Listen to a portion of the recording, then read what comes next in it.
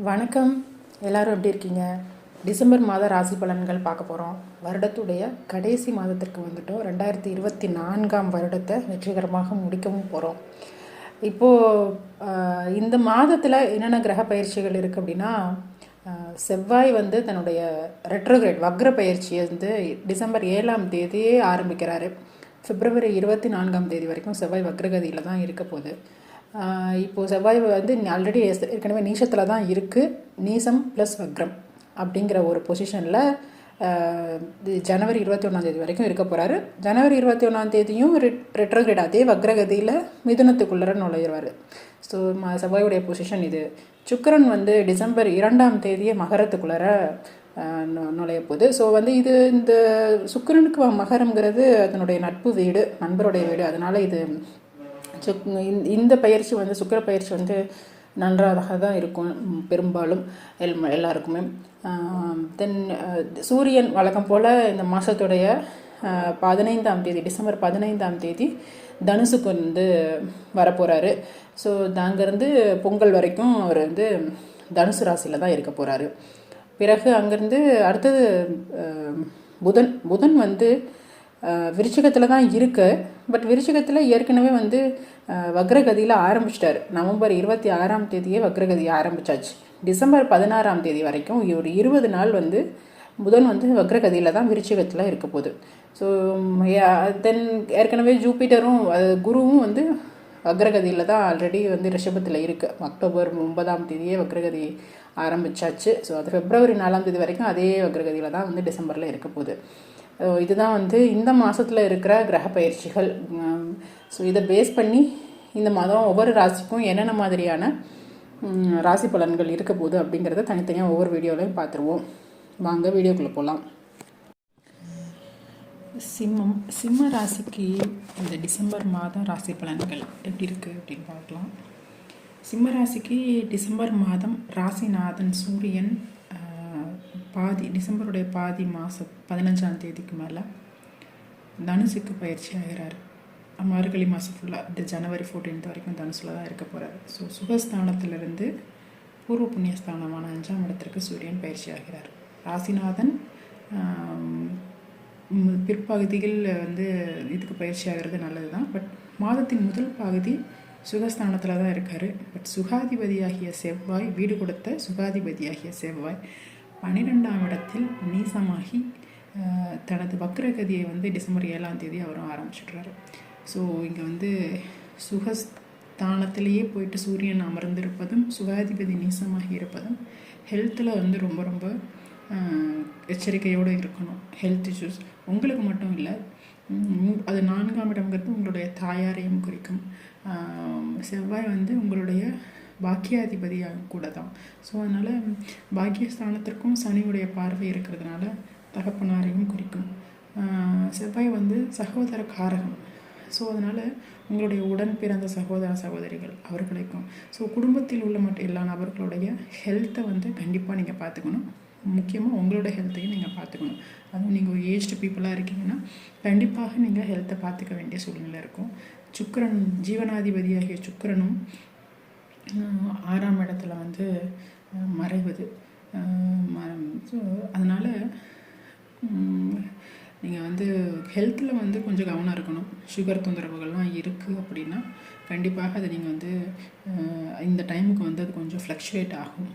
அதனால் நீங்கள் அதெல்லாம் வந்து கொஞ்சம் கரெக்டான ஒரு லிமிட்டில் வைக்கணும். அதுக்காக நீங்கள் வந்து அதாவது உங்களுக்காக இருந்தாலும் உங்கள் குடும்பத்து தாய் தகப்பனார் இருந்தாலும் அவர்கள்லாம் எந்த ஒரு ஹெல்த் இஷ்யூஸ் சொன்னாலும் சின்ன சின்ன விஷயங்கள் அப்படின்னாலும் கூட அதை அலட்சிய போக்கில் விட்டாமல் அதை வந்து என்னன்னு சொல்லி நீங்கள் வந்து ட்ரீட்மெண்ட் பார்த்தே ஆகிக்கணும்.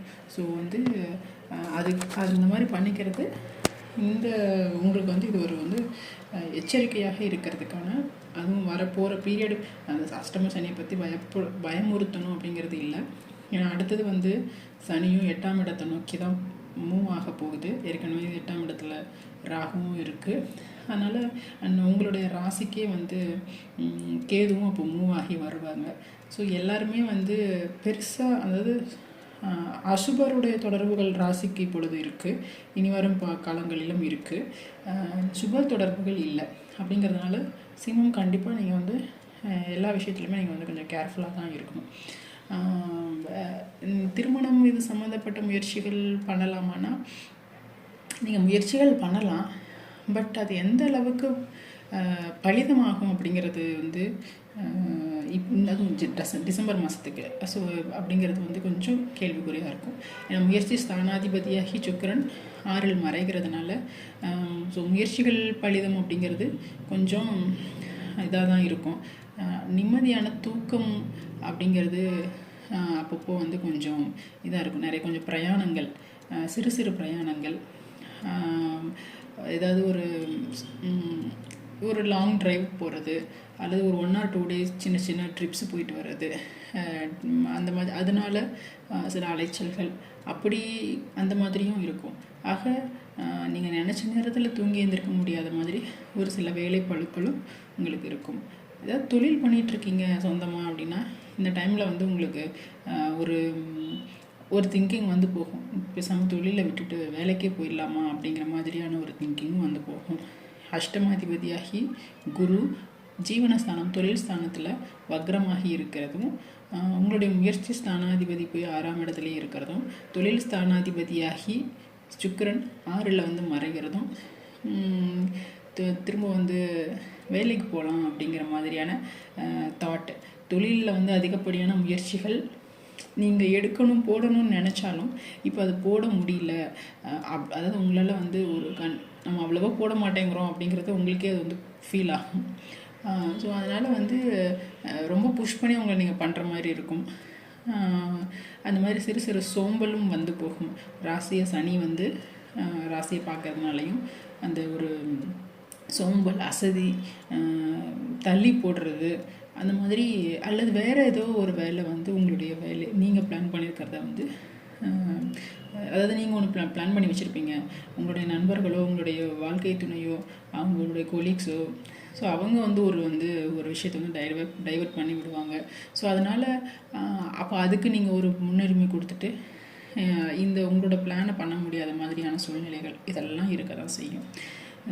ஸோ தென் இது ஃபினான்ஸ் வகையில் பார்த்திங்கன்னா பொருளாதாரத்தில் பெரிய அளவுக்கு சேஞ்ச் அப்படின்னு பூம் அப்படின்லாம் ஒன்றும் இப்போதைக்கு இல்லை.